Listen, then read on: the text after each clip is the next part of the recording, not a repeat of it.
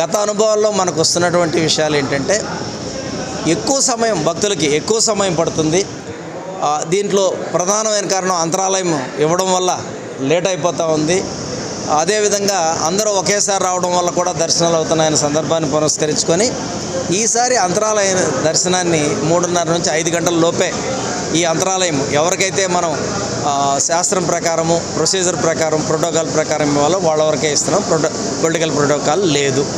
తరువాత భక్తులకి కింద ఈసారి మేజర్గా తీసుకున్న ఒక డెసిషన్ 6 హోల్డింగ్ పాయింట్స్ 6 ప్రదేశాల్లో మనం ఈ పార్కింగ్ ఏరియాస్ని 1000-1500 ఒక దగ్గర 300 ఒక దగ్గర ఫ్రీ ఒక దగ్గర 2 జోన్స్గా పెట్టుకొని భక్తుల్ని అక్కడ ఉంచి అక్కడ అన్ని వసతులు కల్పించి పైకి తీసుకొచ్చే కార్యక్రమం. తరువాత గతంలో టికెట్స్ రీసైకిల్ అయ్యి ఇవన్నీ దృష్టిలో పెట్టుకొని స్కానర్స్ పెట్టి 3 శాఖల సిబ్బందితోటే ఇది పర్యవేక్షించుకుంటూ ఒకటి ticket devotee copy temple copy plus మళ్ళీ స్కానింగ్. ఇది అయ్యాక టెంపుల్లో ఎంటర్ అయ్యేటప్పుడు మరలా ఇంకోసారి డివోటీ కాపీని చింపే విధంగా కూడా చర్యలు మనం చేపట్టడం జరిగింది. ముఖ్యంగా దేవాదాయ శాఖకు ఉన్న లిమిటెడ్ సిబ్బందితో అన్ని కార్యక్రమాలు చేయడం ఇబ్బంది కాబట్టి గతంలో ఎక్కడైతే వేరే దేవస్థానాల్లో అక్కడున్న మున్సిపల్ కార్పొరేషన్ ద్వారా ఈ drinking water sanitation toilets maintenance ఇచ్చారు.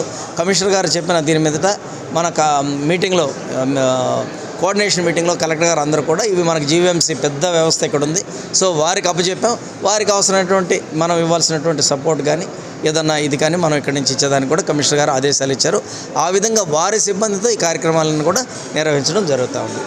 ముఖ్యంగా ఫ్రీ లైన్లో అంటే మనకి దాదాపు తక్కువ 1,00,000 మందిని మనం అనుకుంటే మనకు గత అనుభవాలు ఒక 10% అటు ఇటు ఈ 1,00,000 మందిలో 50 నుంచి 60% అంటే 50,000 నుంచి 60,000 మంది సామాన్య భక్తులు వస్తున్నారు.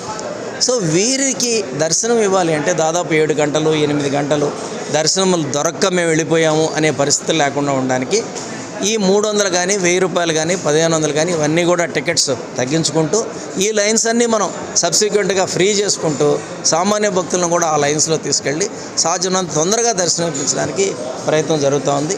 చంటి పిల్లలు బాలింతలు ఎవరైనా ఉంటే వారికి సేద తీరి ఉండేదానికి కంపార్ట్మెంట్స్ అవి పెడుతున్నాం, ఆ ఏర్పాట్లు చేస్తున్నాం. ముఖ్యంగా దివ్యాంగులు వీరికి ఒక స్లాట్ లాస్ట్ టైం లాగానే ఈసారి కూడా 4 to 5 స్లాట్ పెట్టాము. ఆ స్లాట్లో ఇంకెవరికి పెట్టలేదు. సో వీరు సహకరించి ఆ టైంకి వస్తే మన వాలంటీర్స్ కానీ మన సిబ్బంది కానీ వారిని తీసుకెళ్ళి దర్శనం చేపించి మరలా పంపించే కార్యక్రమం కూడా మనం ఏర్పాట్లు చేస్తున్నాం. ఎవరు కూడా మన రాజగోపురం ముందు నుంచి ఇన్ అండ్ అరౌండ్లో గతంలో ఉన్న అనుభవాలను దృష్టిలో పెట్టుకొని వాహనాలు కానీ పబ్లిక్ని కానీ ఎవరిని అలౌ చేయకుండా క్యూ లైన్ ద్వారా మాత్రమే వచ్చేటట్టుగా కూడా మనం ఏర్పాట్లు చేస్తున్నాము. అదేవిధంగా ఎగ్జిట్ వచ్చాక అంటే సేవా సంఘాలతో కొన్ని ఏర్పాట్లు చేసాం. ఎగ్జిట్ వచ్చాక అటు అన్నదానంలో కానీ బయట ఉన్న సంఘాల దగ్గర కానీ వారు ప్రసాదాలు కూడా స్వీకరించవచ్చు. అదేవిధంగా ఆర్టీసీ బస్సులు కానీ ప్రైవేట్ మినీ బస్సెస్ని కూడా మనం ఏర్పాటు చేసుకున్నాం. అన్నిటికీ మించి ముఖ్యంగా నేను కోరుకునేది ఏంటంటే ఇందులో అందరం భాగస్వాములు, వివిధ శాఖలు కానీ పాత్రికేయ మిత్రులు కానీ వచ్చే భక్తులు కానీ అందరూ కూడా ఇందులో ఉన్నారు. అందరం సమన్వయంతో స్వామివారిని సేవించుకోవడానికి వచ్చాము, స్వామివారి నిజరూప దర్శనం చేసుకోవడానికి వచ్చాము అనే ఉద్దేశంతో ఏదన్నా ఒక కోఆర్డినేషన్ ఇష్యూ ఉంటే కంట్రోల్ రూమ్స్ పెడుతున్నాము. సో కమాండ్ కంట్రోల్ రూమ్లో మనం సీసీటీవీ ద్వారా మానిటర్ చేస్తున్నాం, సీసీ కెమెరాలు కూడా పెట్టాం. ఎక్కడికక్కడ అధికారులు వాటిని పర్యవేక్షించుకుంటూ ఎక్కడైనా ఇబ్బంది ఉంటే ఈచ్ క్యూ లైన్ కూడా ఒక senior assistant cadre deputy commissioner cadre ఆఫీసర్ని సూపర్వైజర్కి పెట్టాం.